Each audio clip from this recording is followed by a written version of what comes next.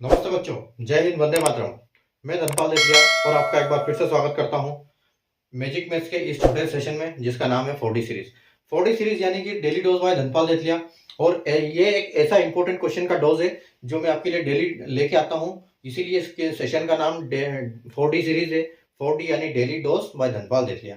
ठीक है, तो ये जो सीरीज है एक इंपॉर्टेंट क्वेश्चन मैं आपके लिए डेली लेके आता हूँ, जो मैजिक मैथ्स के यूट्यूब चैनल पर आपको दोपहर को करेक्ट 12 बजे मिल जाता है। और अगर आप किसी गवर्नमेंट जॉब की तैयारी कर रहे हैं, आप एस्पिरेंट हैं किसी भी अपने गवर्नमेंट सेक्टर जॉब के जो एस्पिरेंट है, तो आप इस सेशन को चैनल को सब्सक्राइब कर लीजिए ताकि आपको इंपॉर्टेंट क्वेश्चन का डोज यहाँ पर डेली मिलेगा।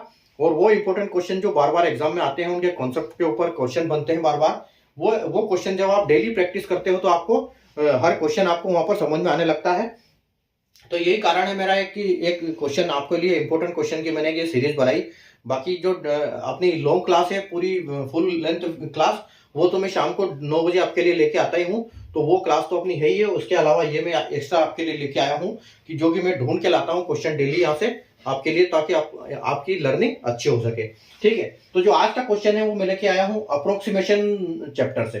ठीक है, तो अप्रोक्सीमेशन चैप्टर क्या होता है? बेसिकली ये सिंप्लीफिकेशन ही होता है, लेकिन इसमें क्या होते हैं, इसमें डेसिमल देके कुछ थोड़ा सा इधर उधर कर देते हैं, जिसको हमको करना कुछ नहीं होता है। हम जब एग्जाम में अप्रोक्सीमेशन के क्वेश्चन देखते हैं तो इनको डर जाते हैं कि इतने सारे डेसिमल है, इनको कैसे करेंगे, ये तो सोल्व करने में बहुत टाइम खा जाएंगे। लेकिन एक्चुअली ऐसा होता नहीं है, उसमें टाइम खाता नहीं है, वो बहुत जल्दी सोल्व होते हैं। आप उनको कभी भी आप कोशिश करना, उनको क्या है, पॉइंट को हमको इग्नोर करना होता है।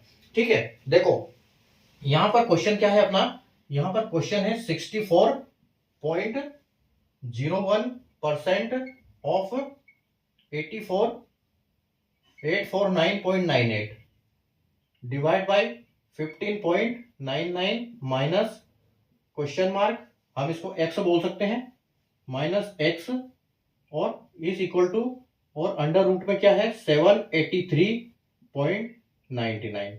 ठीक है, तो देखो जब इस टाइप के क्वेश्चन आते हैं तो सबसे पहले हमको क्या करना होता है, बोर्डमास का जो रूल है वो तो इसके ऊपर अप्लीकेबल होता है क्योंकि ये सिंप्लीफिकेशन ही है। ठीक है, और जब ऐसे अप्रोक्सीमेशन आते हैं तो जैसे पॉइंट में आते हैं या 6.0198, तो अप्रोक्सीमेशन हमको ये जो संख्या है बिल्कुल नजदीक संख्या होती है पॉइंट के बाद, उसको देख के हमको पता लग जाता है कि ये अप्रोक्सीमेशन है। तो इस केस में हमको क्या करना होता है, जैसे 0.0102 होता है तो हमको माइनस कर देना होता है, और ये जो 98.98 है, 0.99 है, 0.99 से इसको हमको प्लस करके पूर्ण संख्या बना देना होता है। बस इसको इग्नोर करके पूरी संख्या बना दो, यानी कि ऑफ की जगह पे देखो, ऑफ की जगह पे हम मल्टीप्लाई कर देंगे और इसकी परसेंटेज को हम परसेंटेज बना देंगे, परसेंटेज से इसको परसेंटेज की तरह इसको सोल्व कर देंगे। तो देखो ये जो 64 है, हम इसको क्या लिखेंगे, 64 ही लिखेंगे।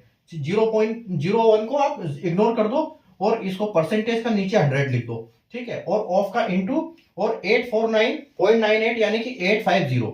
ठीक है, इसको आप 850 लिख दो, और डिवाइड में क्या कर दो, 15.99 है यानी कि ये 16 है। ठीक है, और माइनस एक्स, और जो 784.99 है आप इसको डायरेक्ट लिख सकते हो। देखो 784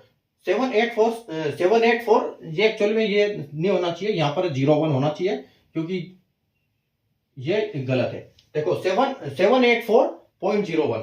ठीक है, तो 784.01 का मतलब है कि 784 यानी कि 28 का स्क्वायर है, तो आप इसको डायरेक्ट 28 लिख सकते हो अगर आपको स्क्वायर याद है तो। अब आपको करना क्या है, अब देखो आप इसको सोल्व कर दो, आप 0 से 0 काट दो, आप इसको 0 से 0 काट दो, और यहां पर देखो क्या है, यहां 64 मल्टीप्लाई आपको करना है किससे, 64 मल्टीप्लाई 85 से करना है। तो 64 और 85 का आप जब मल्टीप्लाई करोगे तो आपको आएगा 5440, और इससे जीरो आप एक कर सकते, 5440 अपॉन में 10 आएगा, और divide 16 minus x is equal to 28 आ जाएगा। ठीक है, तो ये जीरो से ये जीरो कट गया, यानी कि आपका 544 बचा, और 544 को आप 16 से डिवाइड कर दो। ठीक है, तो आप देखो 544 upon 16 minus x is equal to 28।